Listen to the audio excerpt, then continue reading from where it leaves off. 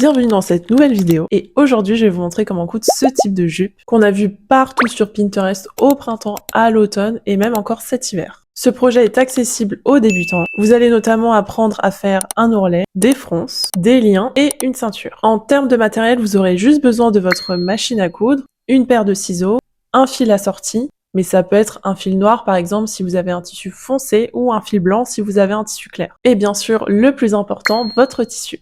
Vu que je voulais rester dans le thème, je suis partie sur un tissu à carreaux. Ce que je vous conseille, si vous voulez vous rapprocher le plus du résultat qu'on voit sur Pinterest, c'est d'utiliser du coton. Donc je suis partie sur ce coton à carreaux bleu et noir qui vient de chez Beglarian Fabrics. Ils n'ont que des chutes de tissu de maison de mode et j'ai commandé à la fin du mois de janvier, il y avait moins 50% sur le site. Ils font souvent des promotions et c'est super intéressant parce que les tissus sont vraiment de très bonne qualité. Pour le métrage, ce coupon fait 3 mètres, mais normalement 2 mètres ça sera suffisant pour ce projet. La première étape, ça va être de prendre la mesure de votre tour de taille. Vous allez la multiplier par 1,5 et la reporter sur votre tissu et vous découpez une bande de tissu à 30 cm du bord. Ça sera la base de notre ceinture et donc on voit bien que ça fait le tour de taille plus le rabat. Maintenant, on va créer une fausse pince au dos. Donc on replie la bande de tissu dans la largeur et on vient découper au milieu. On plie à nouveau la bande sur elle-même et on va découper une forme triangulaire. On déplie entièrement la bande et on va replacer les deux morceaux l'un sur l'autre et coudre au niveau de là où on a découpé le triangle. Pour la couture, on coud toujours à 1 cm du bord, au point droit tout simplement. Maintenant, on va s'attaquer au lien. On découpe deux bandes de 3 cm de large et qui font exactement la même longueur que la ceinture. On prend nos deux bandes et on les replie sur elles-mêmes, puis on va coudre au point droit à peu près toujours à 1 cm du bord. On va pouvoir ensuite se munir de cet outil qui est un retourne-biais. Le lien est dans la description et vous voyez au bout il y a un petit crochet. On va passer le retourne-biais dans un des liens jusqu'à faire passer le crochet à l'extrémité de l'ouverture et on accroche le crochet à l'extérieur pour pouvoir ensuite retourner le lien sur lui-même. À l'aide d'un ciseau, j'ai retourné une seule extrémité à l'intérieur et avec une aiguille et du fil, j'ai fait un point invisible sur cette extrémité. C'est celle qu'on laissera dépasser à l'extérieur de la ceinture. Il n'y a plus qu'à repasser nos petits liens. C'est vraiment super important de repasser entre chaque étape pour avoir des finitions bien propres. On reprend maintenant notre bande et on va placer nos liens bien au milieu en laissant dépasser les extrémités non cousues des liens à l'extérieur. On replie la bande sur elle-même et on peut venir s'aider avec des petites épingles pour fixer les liens si besoin. On va pouvoir coudre tout autour, donc sur les 3 côtés, le grand et les 2 petits, ce qui va nous permettre de piéger les liens à l'intérieur. Et on laisse toujours une ouverture sur le plus grand côté pour pouvoir retourner notre travail. On peut même s'aider des liens pour pouvoir bien tirer les extrémités. Et ensuite, à l'aide d'un ciseau, je suis venue sortir les angles. À nouveau, on va venir repasser notre travail, ce qui permettra également de mettre bien à plat l'ouverture, puisqu'on va maintenant la refermer avec un point au plus près du bord, ce qui fera une finition bien nette. On va pouvoir maintenant essayer notre ceinture et placer un repère. Et au niveau de ce repère, on va coudre une boutonnière. Je vous conseille d'utiliser un pied à boutonnière et un de ces programmes sur votre machine. Si vous avez ces programmes sur votre machine, normalement, il y a juste à faire play et ça coud tout seul. Une fois qu'on a notre boutonnière, on va pouvoir l'ouvrir avec un découpe